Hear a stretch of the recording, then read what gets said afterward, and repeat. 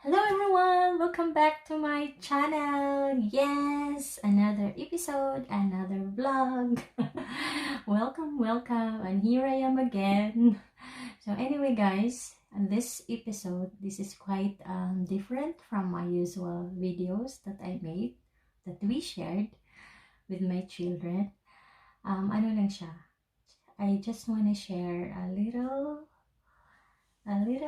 something for myself, like what do I love, what I love to do when I have free times, when I have free days. Kasi nga taong bahay ako. Usually pag off ko from work, I'm just at home with the kids, watching Korean dramas, yes, and then reading books. So on this video, I want to share all of you what kind of books that I love to read, what kind of books that I usually buy, and where I bought these books I have in here. And kasi few days ago, I got a package because I've ordered books from online. Kasi nga, I'm living here in Finland, and Finland is not an English-speaking country. So, hirap akong maghanap ng mga English language na babasahin. Kasi I couldn't find it from the store, from a normal store. No, they have a bookstore in here. Yes, they have displayed English books, but it's not my parang hindi ko bet yung naka-display. So, I need to look where I can buy. So, napunta nga ako dito sa online. So, na-addict ako sa online din.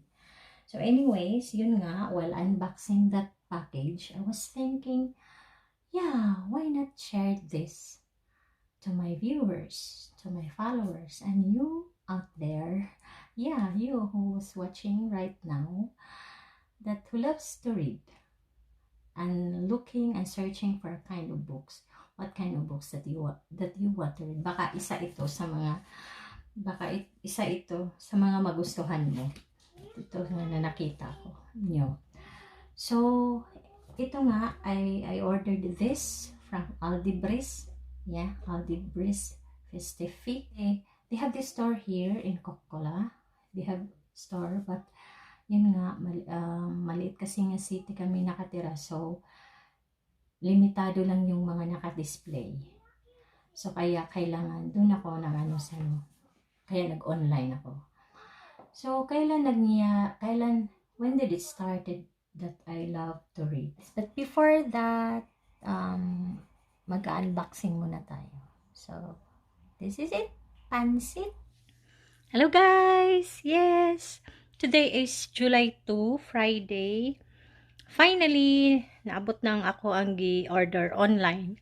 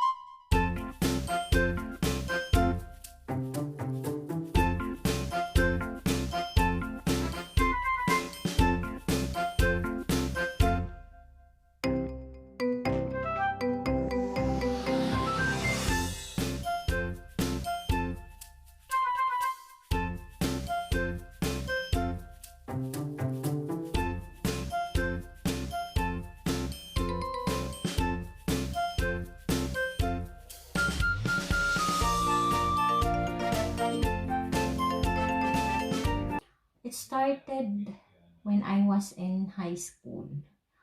That time, I was addicted sa mga pocket books, Tagalog pocket books. And I could still remember that I can finish 3 to 4 books in a day. Yes, ganyan ako ka-addict. And that time, I couldn't afford to buy even a single pocketbook, nag-ano lang ako, nanghihiram or kaya nagre-rent. Kasi uso yun noon dati, di ba? So anyway, as years gone, parang naiiba na din yung gusto kong basahin. So, as you can see, most of my books here, first, these are my recent purchased from Adlibris. This one, Battle of the Mind. I started reading this already. I am now in chapter 4. Parang every day, may 1 or 2 chapters ang babasahin ko. And then, this one, Joyce Meyer again. Yeah, because I love her. Yeah, I've been watching her videos on YouTube. That's why I got this idea to buy these books. And then this one, I've read so many good views on this book. So kaya nainganyo ako na why not try. Kita try ko din. And then this one. Yeah. And ang mga nabasa ko is ito. As in guys, this is one of my favorite. Isa ito sa pinaka-favorito na nabili ko na libro. This is really recommendable. Oo, kailangan nyo itong basahin guys. Napakaganda. As in, ayoko na. I don't want to spoil na. And then this one, I bought this too. And then Tuesdays with Maury. As in, I can read this again and again. And this too. I have this, The Power of Now, Quiet, the story of my experience with truth and more. And I have this Nicholas Sparks too. Ito lang yung natira kasi ang iba nito na dinala ko sa Pilipinas. The last time we visit Philippines and I gave it to my younger sister. So yun. So yun nga. I just want to share all of you guys. So again, I bought this. I ordered this to all my fellow Filipinos out living in Finland na hindi nyo alam kung saan kayo makabili ng English English books, English language. Gusto nyo magbasa pero hirap kasi you are not comfortable. Because personally, I am not comfortable yet reading Finnish language books. So, kaya stick muna ako sa English. So, again, as you can see, all my books here, it's all about personal growth, spiritual growth. Yeah, these are the kind of books that I love to read. It really helps me. It really helps me, especially that I'm living here, away from my family. Yes, I have my own family here, but iba pa din ang Pinas, diba? Yeah, it really helps me a lot to know myself, to understand myself, to accept myself. And I can still remember that I couldn't afford even a single book before, and I really told myself that one day it's one of my wish list. It's one of my wishes na bibili talaga ako. I will buy books, magagandang libro na pwede kong mabasa. Kaya ito na, nangyayari na.